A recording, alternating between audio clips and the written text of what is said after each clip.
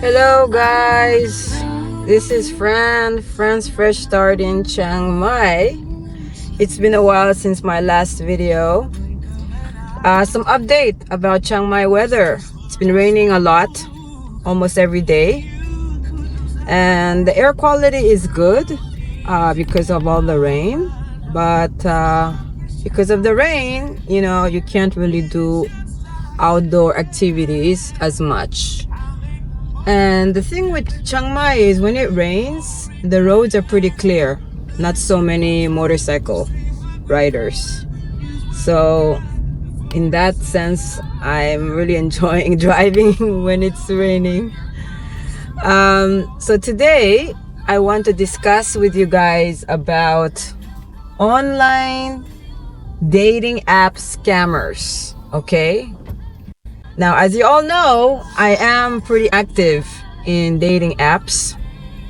I've been using Bumble for the last, wow, I guess ever since I came to Chiang Mai, and it's been a year already. Time flies. And then recently I said, you know what, I'm going to give Tinder a try. I used to use Tinder back in Israel. But I haven't used Tinder since I got here. And then I said, I'll give it a go, okay, and see what happens. And on the first day that I applied, I ran into a guy. I mean, obviously, I think about average of 15 guys liked me. And out of the 15 guys, one looked very attractive in the picture. Okay, totally. As far as external is concerned, he looked pretty attractive. I wouldn't say decent, but attractive. And then he liked me, so I swipe right, and then instantly we started chatting. And then he asked for my WhatsApp, so I said, okay, let's go to WhatsApp. So we started chatting in WhatsApp. I gotta tell you, within 24 hours, he already confessed his love for me. The next day, okay, so this is how it goes. He says, I asked him, can we do FaceTime? Do you have a LinkedIn social media profile? He says, no, I don't have LinkedIn. What's your name? My name is James. James what? James Anderson. And I'm from Georgia, Atlanta. Okay. And I asked him, are you able to send your voice message? He says, no, because I work at the oil and gas. He says that he works at oil and gas site in Romania, and they're not allowed to use mobile. So he's not able to send any voice messages, but he can hear me if I would send a voice message, which is very, very strange. If he's able to hear me, why can't he send his voice message?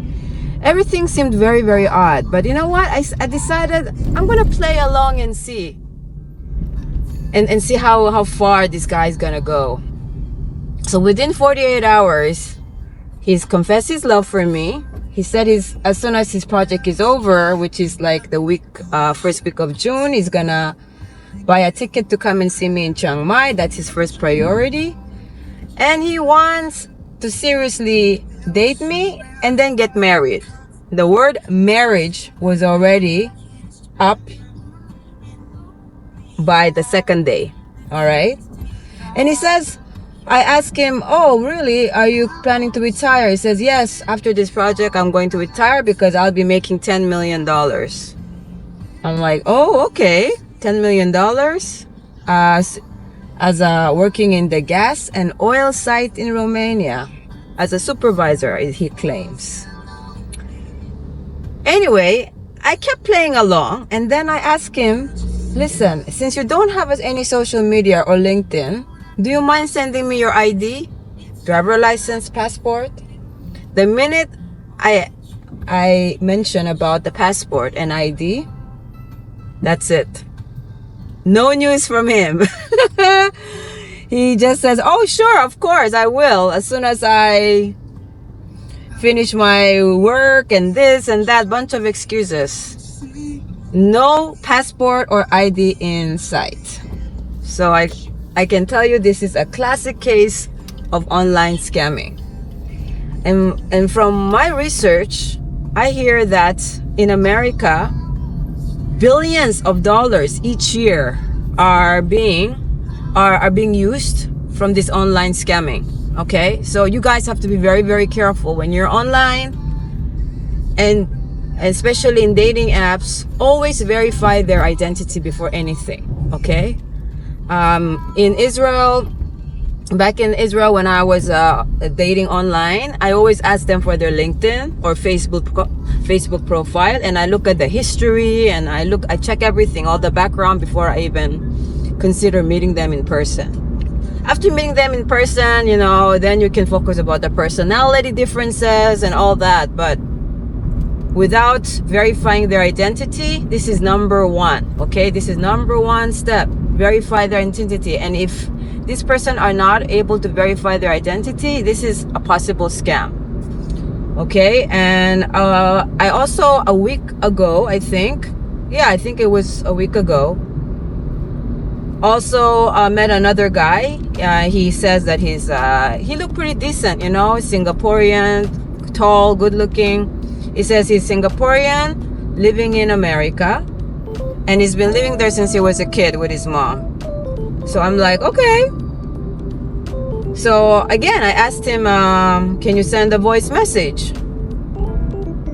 And he says, oh, not right now, I'll do it later, I'm busy, blah, blah, blah. I'm like, okay, I'm playing along. And then he sends me a voice message, and guess what? A Singaporean guy, a young man in the 30s, who's lived most of his life in America, has an accent which sounds like African. African accent, I'm telling you. These scammers, they're mostly from Africa. It could be Nigeria, it could be from Guinea, it could be anywhere. But I hear that even Russians, you know, a lot of Russians are also scamming online. So the moment I told him, oh, for a guy who's lived most of his life in America, you don't have a Singaporean accent or American accent. You actually have an African accent. The minute I said African accent, this scammer started to become very hostile. And he started to tell me, oh, you get lost and blah, blah, blah. And he started like, you know, he texted me a bunch of aggressive words and some swearing and everything. So obviously when a person gets very aggressive and defensive, it also means the person is guilty as charged. So obviously I have blocked this person as well. So I gotta tell you, you know, dating online is not so safe anymore, okay? But you can also meet. I mean, I know a lot of people who fell in love and get married and lives happily ever after by dating online, okay? But you gotta do some due diligence, all right?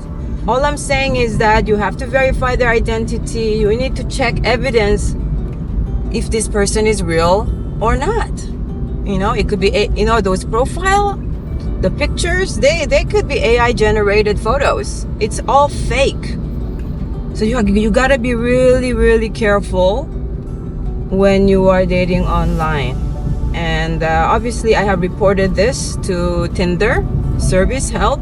I reported it. I made a screenshot of the guy and reported it, and I also told them, hey, refund my money because I don't feel safe in as your subscriber. So let's see if I'll get my refund. And I'm back on square one, which is being happy as solo and just enjoy the people that I meet randomly. You know, sometimes meeting people randomly, not on dating line, but the old ways, you know, that could be a healthy way of meeting. So yeah, so that's it, folks. That's what I wanted to share with you. I hope that this content is helpful for some of you guys who are solo and All right, so I hope that this content was useful for some of you guys. I just came back playing pickleball, so I'm all sweaty right now. And just wanted to share with you my experience, and if you guys can relate. I'm not disqualifying dating apps. You know, I know a lot of people, a lot of folks out there that met during, you know, in the dating apps and fell in love and got married and all that. But you just have to be careful, because not everybody in these dating apps are genuine. Okay, there could be scammers. You know, from what I have researched, I from the horse's mouth, you know, the one African guy from Guinea, or he said it was so easy for him to just post a fake profile and get engaged with some woman and scammed money. It was very easy for him to do that. So I have to be very careful. And that's it, folks. Thank you for watching, and thank you for listening, and I hope this content was interesting for some of you guys. Stay well, stay healthy, and I wish you all the best, and enjoy your weekend. Take care. Bye bye, guys.